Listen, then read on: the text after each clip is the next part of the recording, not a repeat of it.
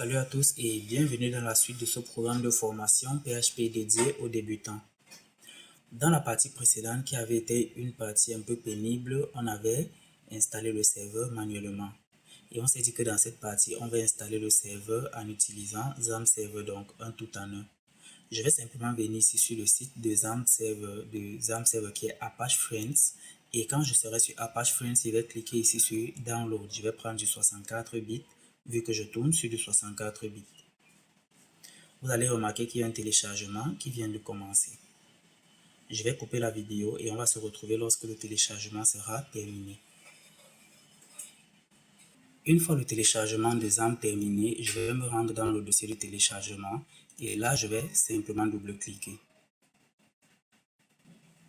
Le message qui apparaît ici me dit simplement que vu qu'on a un système de contrôle d'accès dans l'ordinateur, dont on contrôle un système d'administration dans l'ordinateur, si on ne démarre pas généralement XAMPP en tant qu'administrateur, il risque d'avoir certains problèmes. Donc lorsque vous allez généralement lancer XAMPP, assurez-vous de lancer XAMPP en tant qu'administrateur.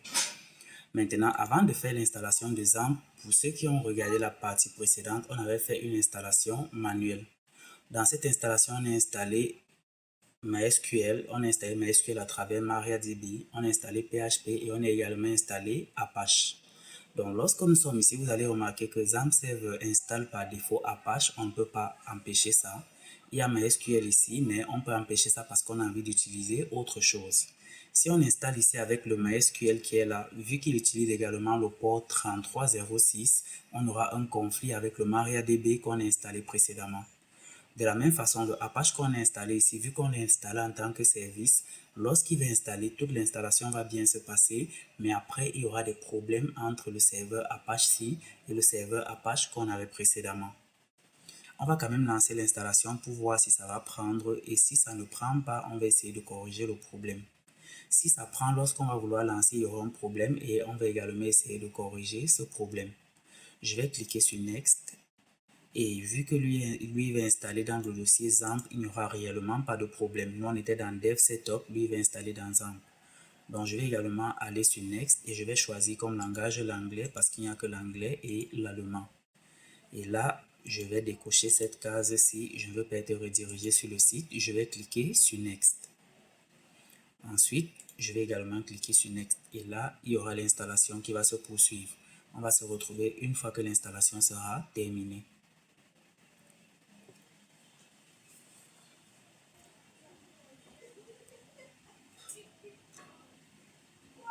À ce niveau, on vient d'arriver à la fin de l'installation de XAMPP. Et vous voyez que là, j'ai un pop-up qui me demande d'autoriser en fait le serveur Apache.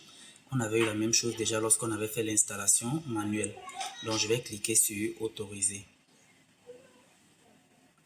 À ce niveau, on a fini avec l'installation de XAMPP et on me demande si je veux ouvrir le centre de contrôle. Je vais dire oui, le panneau de contrôle. Je vais cliquer avec la case cochée à oui. Une fois qu'on demande à ce que le panneau de contrôle s'ouvre, vous allez vous rendre compte qu'on a directement un problème qui a été détecté. Et ce problème nous dit que le port 3306 est en train d'être utilisé par un MariaDB qui se trouve dans le dossier C Program Files MariaDB. Et c'est ce qu'on avait installé précédemment. Donc, il nous dit que MySQL qui se trouve ici dans XAMPP ne peut pas démarrer tant qu'on n'a pas libéré ce port. Donc, vous allez voir que lorsque je vais tenter de lancer ici MySQL, il y a ce message qui apparaît de nouveau, mais il va forcer et il va lancer MySQL. Donc, il va bloquer le MySQL que nous on avait installé et il va lancer celui-ci. Je vais l'arrêter et si j'essaie aussi de lancer Apache par ici, j'ai un prompt qui apparaît. Je valide ce prompt, je reviens regarder le message que j'obtiens et à ce niveau, il essaye de démarrer Apache mais en vain. Simplement parce que nous aussi on a déjà une version d'Apache qui a été installée. Donc, pour résoudre tous ces problèmes ici, vous avez deux solutions. La première solution, c'est de désinstaller le serveur manuel qu'on a fait. Donc, vous désinstallez simplement MariaDB et Apache et vous travaillez avec XAMPP. La deuxième solution, c'est de désinstaller XAMPP entièrement et travailler simplement avec Apache. De cette façon, vous n'aurez pas de problème. Donc, moi, je vais désinstaller ici. Là, on me dit ici là que l'accès a été refusé parce que je n'ai pas démarré. À ce niveau, on me dit que l'accès a été refusé parce qu'il n'est pas démarré en mode administrateur. Donc, je vais simplement ouvrir mon gestionnaire de tâches. Et c'est à partir du gestionnaire de tâches que je vais fermer XAMPP par ici. Donc, pensez souvent à démarrer XAMPP en tant qu'administrateur pour ne pas avoir ce problème. Ce que moi je vais opter ici, c'est simplement de désinstaller XAMPP et de travailler avec mon serveur manuel. Encore que le serveur manuel en lui-même, je ne vais jamais utiliser Apache, je vais utiliser le serveur interne à PHP qui existe depuis la version PHP 5.3. Donc Apache ne va pas me servir à grand chose, mais lorsque je vais héberger mon site en ligne, je vais configurer de façon à ce qu'il puisse fonctionner soit avec Apache, soit avec Nginx. Donc on va se retrouver dans la prochaine partie et dans cette prochaine partie, on va commencer à entamer les concepts de base de PHP.